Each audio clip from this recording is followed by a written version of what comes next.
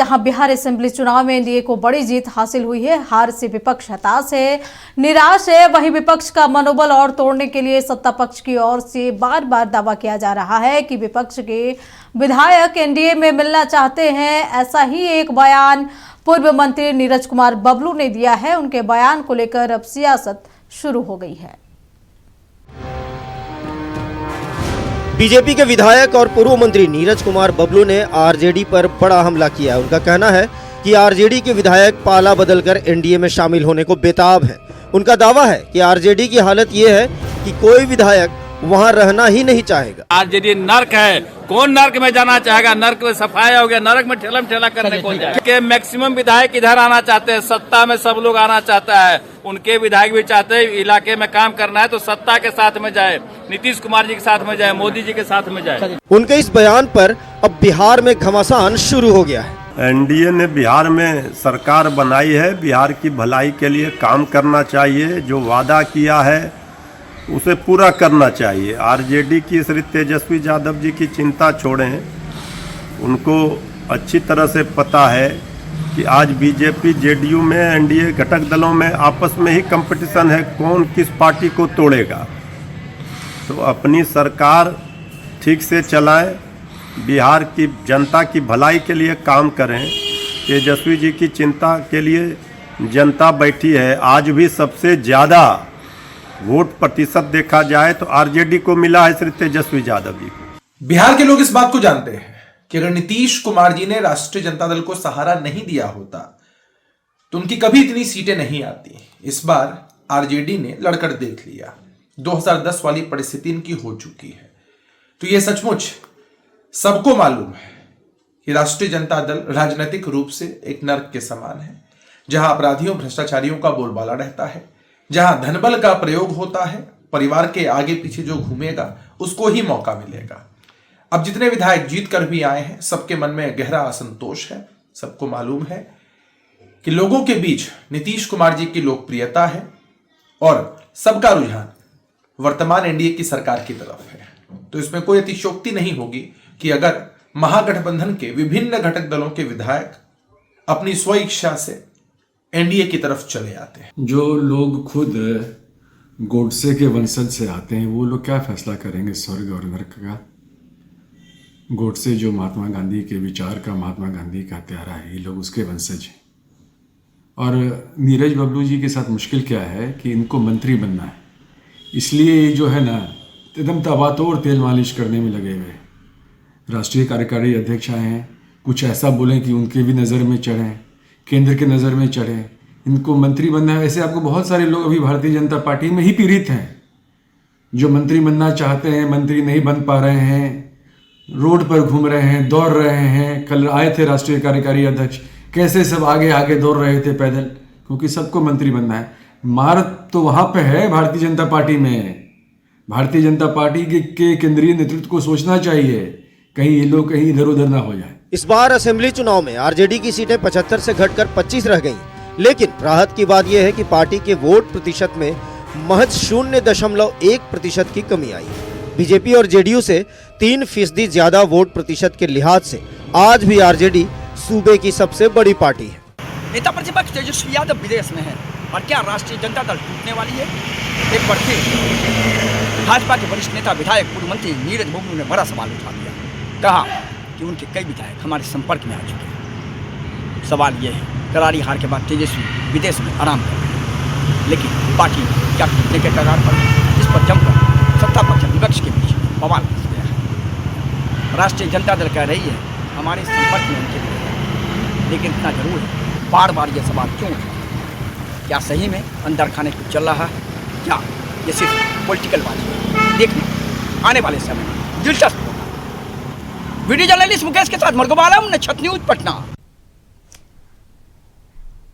इस खबर पर अधिक जानकारी के लिए हमारे साथ बिहार स्टेट हेड मरगूब आलम जुड़े हुए हैं। मरगूब, जिस तरीके से पूर्व मंत्री नीरज कुमार बबलू ने बड़ा बयान दे दिया है कि विपक्ष के कुछ ऐसे विधायक हैं जो एनडीए में आना चाहते हैं, क्या एनडीए अलायंस में कुछ ठीक नहीं चल रहा है या फिर ये सिर्फ एक राजनीतिक बयानबाजी है?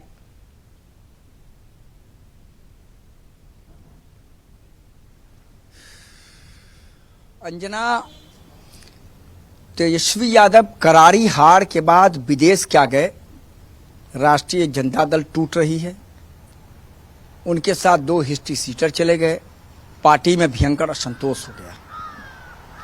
सत्ता पक्ष यही सवाल उठा रहा है और इस बार अमूमन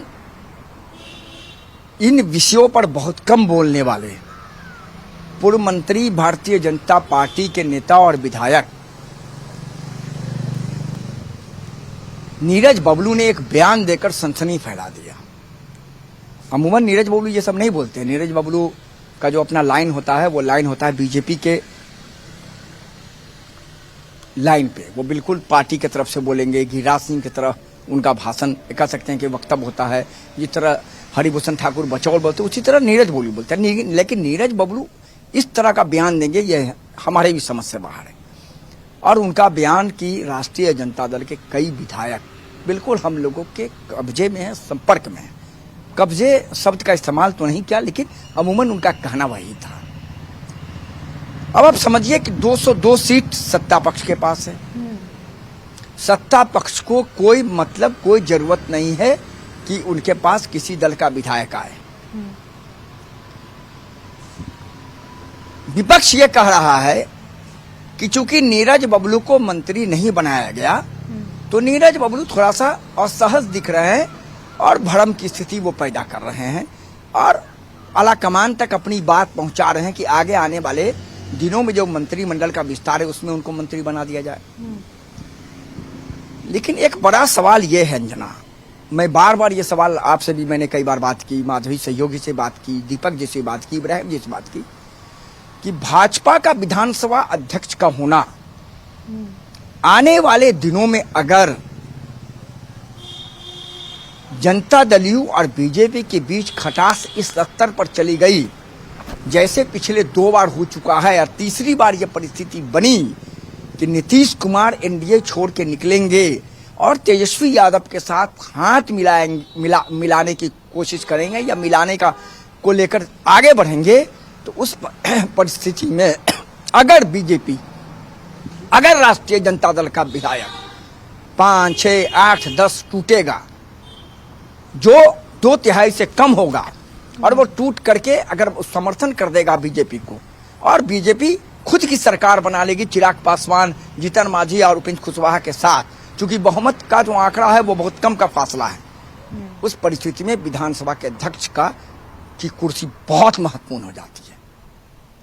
उस समय उस कुर्सी पर पावर ही पावर है। तो क्या बीजेपी के नेता को यह है कि ये हो सकता है बिहार की राजनीति में 2 बार हो चुका है, ये बयान इस लिहाज से भी होगा।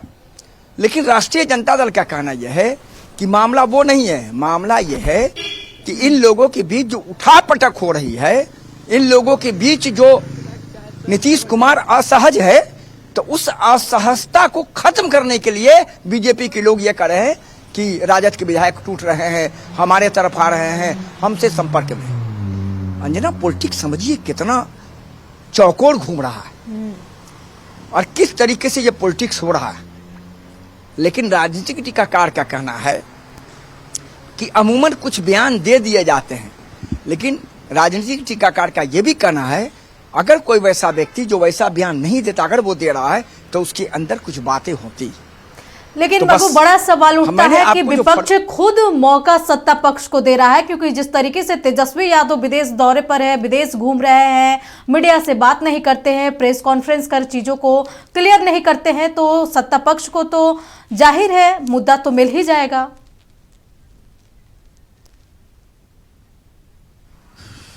अंजना, तेजस्वी यादव ने विपक्ष को मौका नहीं दिया है। तेजस्वी यादव ने विपक्ष को, माफ करेंगे, सत्ता पक्ष को वॉकओवर दे दिया कि आप हम पर जितना आरोप लगाना है लगा लीजिए, मैं कुछ नहीं बोलूंगा। 14 नवंबर को अंजना आया रिजल्ट, उसके बाद तेजस्वी यादव से आमने सामने हमारी टीम की कई हमारे मीडिया भाई भी थे, 10 से 11 बार हुई, लेकिन उन्होंने एक शब्द नहीं कहा। दिल्ली गए, उन्होंने कुछ नहीं कहा। चले गए विदेश जाने के समय कुछ नहीं कहा। तो इतना बड़ा मौका तो वो कवर दे रहे हैं, तो आरोप तो लगने हैं, स्वाभाविक सी बात है। न पार्टी की कोई बैठक हो रही है, न पार्टी की कोई एक्टिविटी हो रही है, न पार्टी के किसी राष्ट्रीय जनता दल के विधायक का बयान आ रहा है। प्रवक्ता के बयान पर पूरी की पूरी पार्टी चल रही है। राष्ट्रीय जनता दल के राष्ट्रीय लालू प्रसाद यादव मीडिया से बात नहीं करते हैं। मीसा भारती से एक दिन हमने बातचीत की, आपको बताया, बहुत सिंपल सा बयान उनका आया था। तो स्वाभाविक बात है, ये जो चल रहा है इस चक्रव्यूह को तोड़ेगा कौन? वो तेजस्वी यादव तोड़ेंगे। वो विदेश में घूम रहे हैं। लेकिन मैंने ये बताया आपको अंजना, अगर ये परिस्थिति बनी कि comeback Nitish Kumar join to Mahagathbandhan India alliance, तब उस समय chairperson of the Bihar legislative assembly बहुत महत्वपूर्ण होगा उस समय। क्योंकि अगर आप 2/3 तोड़ के आते हैं तब आप पर सदस्यता जाने का खतरा नहीं रहेगा। अगर उससे एक भी कम है तो सभी लोगों की सदस्यता चली जाएगी तुरंत।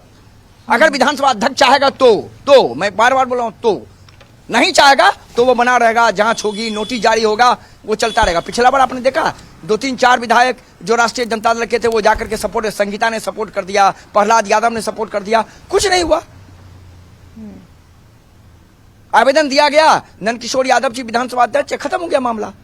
फिर उसमें से और लोग तो हार गए, लेकिन संगीता चुनाव जीत करके आ गई। तो मेरे कहने का मतलब है कि पॉलिटिक्स ये राजनीति है। अगर ये हुआ तो ये हो सकता है, और तब उस समय बीजेपी हैंड फ्री होकर काम कर सकती है, क्योंकि विधानसभा अध्यक्ष बीजेपी का है। इसीलिए नीतीश कुमार चाह रहे थे कि जेडीयू का विधानसभा अध्यक्ष हो, लेकिन बात खत्म हो गई वहीं, चूंकि आप मुख्यमंत्री हैं तो हमें विधानसभा का अध्यक्ष का पद चाहिए। तो बस अंजना यही पॉलिटिक्स है। लेकिन अब देखना है, तेजस्वी यादव के लौटने का इंतजार हम सबको है, और तेजस्वी का पहला वक्तव्य इन मामलों पर क्या आता है। और सवाल यह भी है कि अगर खरमास के बाद 2-3 तरह के खेल होने की संभावना है। क्या नीतीश गद्दी छोड़ेंगे, कोई दूसरा बैठेगा?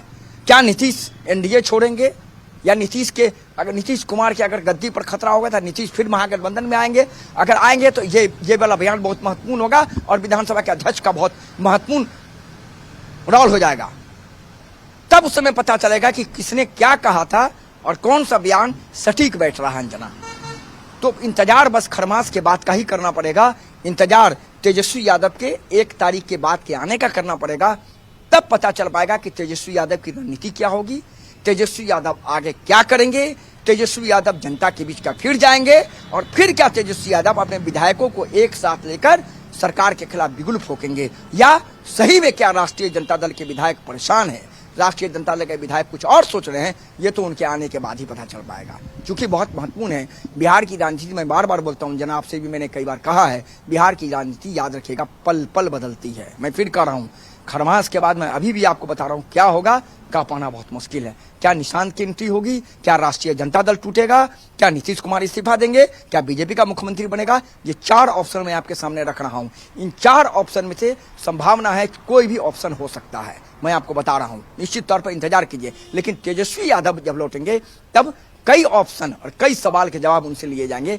तब पता चल पाएगा कि आखिर राष्ट्रीय जनता दल का आगे भविष्य क्या होने वाला है, राष्ट्रीय जनता दल के दूसरे सम्मान नेता तेजस्वी यादव का अगला स्टेप क्या होने वाला है, और क्या तेजस्वी यादव एक बार फिर जनता के बीच जाएंगे, पार्टी को मजबूत करेंगे और जनता के मुद्दों को लेकर सरकार से लड़ाई लड़ेंगे। ये देखना बहुत महत्वपूर्ण हो जाएगा। चलिए मरहूम, अपनी नजर बनाए रखें। तमाम जानकारी के लिए आपका बहुत बहुत शुक्रिया। तो जिस तरीके से तेजस्वी यादव विदेश दौरे पर हैं, वहीं सत्ता पक्ष को उन्होंने एक बड़ा मुद्दा दे दिया है। एनडीए घटक दलों में विरोध चल रहा है, ऐसा विपक्ष कह रहा है, लेकिन सत्ता पक्ष के जो नेता हैं वो साफ कह रहे हैं कि इंडिया अलायंस में कुछ ठीक नहीं चल रहा है। विपक्ष के कई ऐसे विधायक हैं जो एनडीए में शामिल होंगे।